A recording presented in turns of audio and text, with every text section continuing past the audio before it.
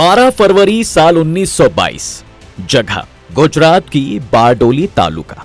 महात्मा गांधी सुबह की प्रेयर के बाद से ही चुपचाप कोने में बैठे हुए थे।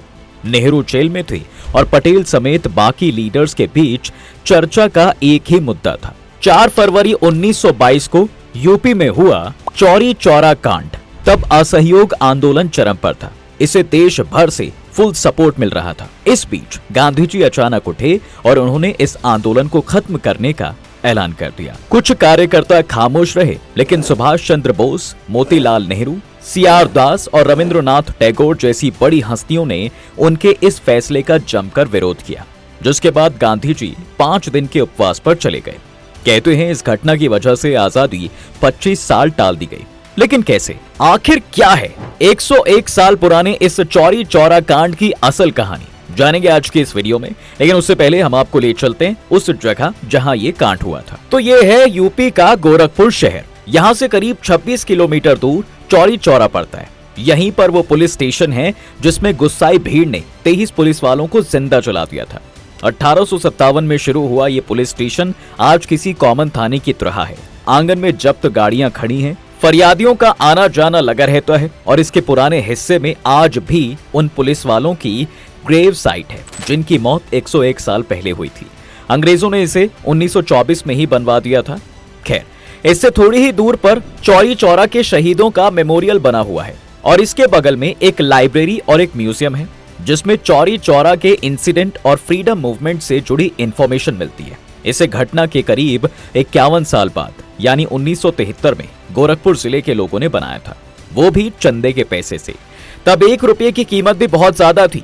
उस वक्त 12.2 मीटर ऊंची मीनार बनाने में तकरीबन 13,500 रुपए का खर्च आया था। इस मीनार के दोनों तरफ एक शहीद को फांसी पर लटकते हुए दिखाया गया था, जिसे बाद में बदल दिया गया।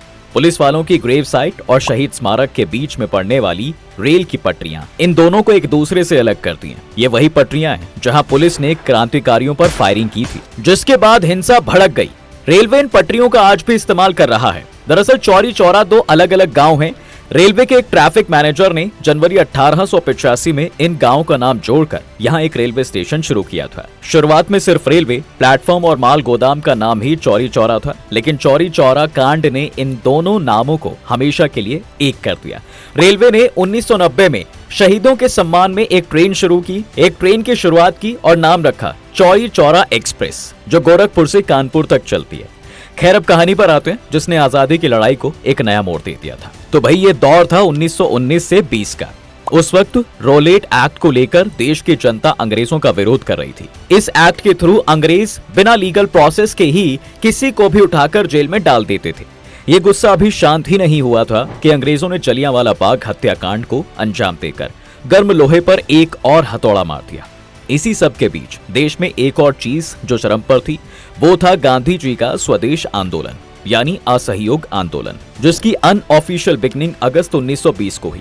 करीब 1 महीने तक मामला ठंडे बस्ते में रहा, लेकिन 4 सितंबर को कलकत्ता में हुए कांग्रेस अधिवेशन ने इस आंदोलन को एक नया रुख दिया, जहां ये डिसाइड किया गया कि भाई अब से उन सभी गुड्स, सिस्टम्स और इंस्टीट्यूशंस का बायकॉट किया जाएगा जिनकी हेल्प से अंग्रेज हम पर शासन कर रहे थे। देश की जनता के सामने खुलेआम ये ऐलान किया गया कि अगर वो लोग चाहते हैं कि अंग्रेज भारत छोड़ दें तो हम सबको स्कूल्स, कॉलेजेस और कोर्ट्स का बायकॉट करना ही होगा। ना तो अंग्रेजी सामान खरीदें और ना ही अंग्रेजों को टैक्स दें। अब इस दौरान मुस्लिमों का खिलाफत आंदोलन भी जोरों पर था। अब जब मुस्लिम संगठनों को भी गांधी जी के इस अभियान का पता चला तो उन्होंने भी इसे फुल सपोर्ट किया। गांधी जी का कॉल इतना स्ट्रॉन्ग था कि उनके एक बार कहने पर स्कूल, कॉलेज बंद होने लगे। वकीलों ने कोर्ट जाना ही बंद कर दिया और मजदूर फैक्ट्री छोड़कर आंदोलन की राह पर निकल पड़े। देश भर में विदेशी सामान जलाए जाने लगे। कहा जाता है कि उस समय देश भर में तकरीबन 400 हड़तालें हुई थी। आंदोलन सफल हो रहा था, लेकिन तभी चौरी चौरा में किसी वजह से ग्रामीण भड़क गए और उन्होंने पुलिस थाने में आग लगा दी। अब इस दौरान 23 पुलिस वाले जिंदा जल गए और इस हिंसा ने असहयोग आंदोलन की नींव हिलाकर रख दी। लेकिन सवाल यह है जनाब कि आखिर हिंसा भड़की क्यों? देखिए, चौरी चौरा में भीड़ के भड़क जाने के पीछे 3 इंपॉर्टेंट रीजंस मिलते हैं। नंबर 1, मुंडेरा बाजार का मालिक संत बक्स। दरअसल चौरी चौरा की घटना से 10 से 12 दिन पहले की बात है, जब डुमरी के 30 से 25 कांग्रेस कार्यकर्ताओं ने मुंडेरा बाजार में धरना दिया। इस बाजार का मालिक था संत बख्श सिंह, जो इस धरने के खिलाफ था। रीजन, वो अंग्रेजी सामान बेचता था और इस धरने की वजह से उसकी बिक्री काफी हद तक कम हो गई थी, जिसके चलते संत बख्श के आदमियों ने वॉलंटियर्स को बाजार से खदेड़ दिया। लेकिन चौरी चौरा की घटना से 5 दिन पहले यानी 31 जनवरी को वॉलंटियर्स फिर से बाजार में लौटे, वो भी 4000 लोगों की भीड़ के साथ। जी हाँ, इसी बाजार के बीचों बीच सभा जमाई गई और इसके ठीक 2 दिन बाद करीब 50 कार्यकर्ता फिर से धरने पर बैठ गए। लेकिन संत बख्श के आदमियों ने वॉलंटियर्स पर लाठियों से हमला बोल दिया। कुछ कार्यकर्ताओं को तो पुलिस ने थाने में ले जाकर पीटा। इनमें से भगवान अहीर भी थे। उन्होंने फर्स्ट वर्ल्ड वॉर में ब्रिटिश सेना की तरफ से इराक के साथ युद्ध लड़ा था। अब इसके बाद दूसरी घटना घटती है और इसकी वजह थे थानेदार गुप्तेश्वर सिंह। कहा जाता है कि भाई दरोगा गुप्तेश्वर सिंह ने संत बख्श सिंह के कहने पर ही भगवान अहीर के साथ मारपीट की थी। इसे लेकर लोगों में काफी गुस्सा था और इसी का बदला लेने के लिए लोगों ने माथे पर तिलक लगाया, अपने आराध्य श्री राम को याद किया और घर से निकल पड़े। ये उनके लिए परीक्षा की घड़ी थी, इसलिए उनके मन में भगवान राम का नाम था। और अगर आप भी इम्तिहान में भगवान को याद करते तो देखिए, आर्टवेरियम खास आपके लिए लेकर आया है श्री राम का बाल रूप, जो हूबहू अयोध्या के रामलला जैसा है। इसे खरीदने के लिए आप हमारे कूपन कोड मिस्टिका 10 यूज कर सकते हैं, जिस पर आपको 10% का डिस्काउंट मिल जाएगा। लिंक डिस्क्रिप्शन में है। खैर, अब अपनी कहानी पर वापस आते हैं। अब देखिए, शनिवार का दिन था, तारीख 4 फरवरी 1922, जब मारपीट के विरोध में करीब 800 लोग मुंडेरी बाजार के पास इकट्ठा होते हैं और ये भीड़ लगातार बढ़ती जा रही थी। इसकी भनक जब चौरी चौरा के दरोगा गुप्तेश्वर सिंह को लगी तो उसने गोरखपुर से और ज्यादा फोर्स बुला ली, जिसके पास बंदूकें थीं। पुलिस की तरफ से भीड़ से बात करने के लिए संत बख्श सिंह का एक आदमी पहुंचा, जिसका नाम था अवधू तिवारी। उसे देखकर लोगों का गुस्सा और भड़क गया और उन्होंने थाने के बाहर ही प्रदर्शन करना शुरू कर दिया। इसी बीच गुप्तेश्वर ने इस प्रदर्शन को इल्लीगल डिक्लेयर कर दिया और कार्रवाई करने की धमकी दे डाली। लेकिन भीड़ पीछे बढ़ने की बजाय आगे बढ़ती चली गई। थाने के बाहर इतने लोग इकट्ठा हो गए कि भाई उन्हें संभालना मुश्किल ही हो गया। अब अभी उनका गुस्सा शांत भी नहीं हुआ था कि तीसरा कांड हो गया। दरअसल प्रदर्शन को इल्लीगल डिक्लेयर करने के बाद भी जब लोग पीछे नहीं हटे तो पुलिस ने भीड़ पर हमला बोल दिया, जिससे दोनों के बीच झड़प शुरू हो गई। इसी दौरान एक सिपाही ने बड़ी गलती कर दी। मारपीट तक तो फिर भी ठीक था, लेकिन उसने एक आंदोलनकारी की गांधी टोपी उतार दी भाई और उसे पैर तले कुचलने लगा। यही वो पल था जब मामला हाथ से निकल गया। भीड़ पूरी तरह भड़क गई और उसने तोड़फोड़ करना शुरू कर दिया। हिंसा को देखकर दरोगा गुप्तेश्वर ने फायरिंग के ऑर्डर दे दिए। सीनियर ऑफिसर के ऑर्डर मिलते ही पुलिस ने जुलूस में शामिल लोगों पर दनादन गोलियां बरसाना शुरू कर दिया।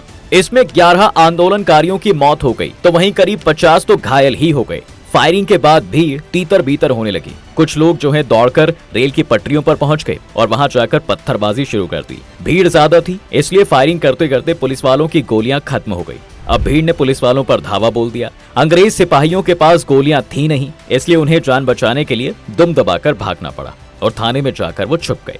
कई पुलिस वालों ने तो भीड़ से बचने के लिए खुद को लॉकअप में ही बंद कर लिया, लेकिन लोगों ने उन्हें वहां भी नहीं छोड़ा और पीछा करते करते थाने में घुस गए। अब इसी बीच कुछ आंदोलनकारियों के हाथ केरोसिन तेल की टीन लग गई। इसके बाद उन्होंने मूंड और घास पतवार पर तेल छिड़का और थाने में आग लगा दी। कुछ ही देर में पूरा पुलिस स्टेशन धूं धूं करके चलने लगा। दरोगा गुप्तेश्वर सिंह ने बचकर भागने की काफी कोशिश की, लेकिन भीड़ ने उसे भी पकड़कर आग में फेंक दिया। कुल मिलाकर 23 पुलिस वाले जिंदा जलाकर मारे गए। इस घटना के बाद ब्रिटिश सरकार ने कड़ा रुख अपनाया। इलाके में मार्शल लॉ लागू कर दिया गया। पुलिस रिपोर्ट के मुताबिक इस भीड़ में 6000 लोग थे, जिनमें से करीब 1000 लोगों से पूछताछ की गई। 225 लोगों पर मुकदमा चलाया गया और गोरखपुर जिला कोर्ट में सुनवाई भी हुई। कांग्रेस कार्यकर्ता ही केस में सरकारी गवाह बने। सेशन जज H.E. होम्स ने 9 जनवरी 1923 को अपना फैसला सुनाया और इस दौरान तकरीबन 172 आरोपियों को फांसी की सजा भी सुनाई गई। जज के इस फैसले के खिलाफ गोरखपुर जिला कांग्रेस कमेटी ने इलाहाबाद हाई कोर्ट में अपील दायर की। तब इस मामले की पैरवी महामना मदन मोहन मालवीय कर रहे थे, जिसके बाद हाई कोर्ट ने कई लोगों की फांसी उम्र कैद में बदल दी। 19 लोगों को फांसी की सजा सुनाई गई, जिन्हें 11 जुलाई 1923 को फंदे पर लटका दिया गया। 16 लोगों को काला पानी भेज दिया गया और करीब 40 लोग बरी हो गए। गांधी जी इस घटना से बहुत आहत हुए थे और उन्होंने चौरी चौरा कांड के 8 दिन बाद असहयोग आंदोलन वापस ले लिया। क्रांतिकारियों को गांधी जी का ये फैसला अच्छा नहीं लगा, लेकिन गांधी जी का कहना था कि आंदोलन नहीं रोकते तो दूसरी जगहों पर भी ऐसी घटनाएं होती। अब देखिए, चौरी चौरा पर किताब लिखने वाले इतिहासकार के पांडे की माने तो उस दौरान ये इलाका कपड़ों का बड़ा मार्केट हुआ करता था। कांग्रेस कार्यकर्ता स्वदेशी और खादी को बढ़ावा देने के लिए यहां हड़ताल करते थे, जिससे व्यापारियों का एक वर्ग भी नाराज था। हालांकि अब मुंडेरी बाजार में चौरी चौरा हिंसा की कोई निशानी नजर नहीं आती। ये किसी छोटे कस्बे का एक नॉर्मल मार्केट है जहां उस खूनी दिन की कोई भी याद नहीं बची। जलियांवाला बाग की घटना को तो सब याद करते हैं, लेकिन चौरी चौरा को लेकर आज भी नेग्लिजेंस का माहौल है। हालांकि Chauri Chaura martyr memorial complex में मार्टियर्स म्यूजियम बनवाया गया है, जहां इस कांड के शहीदों की प्रतिमाएं लगाई गई हैं। यहां इस केस की FIR की कॉपी, पूरी चार्जशीट और कोर्ट का फैसला आज भी रखा गया है। वहीं पास के टूरिज्म डिपार्टमेंट ने शहीदों के नाम ऑडिटोरियम भी बनवाया है। 4 फरवरी को हर साल यहां शहीदों की याद में कार्यक्रम आयोजित किया जाता है। के कहते हैं कि चौरी चौरा के क्रांतिकारियों ने करो या मरो का नारा देकर थाने पर हमला कर दिया था और गांधी ने इसे हिंसा बताकर असहयोग आंदोलन रद्द कर दिया था।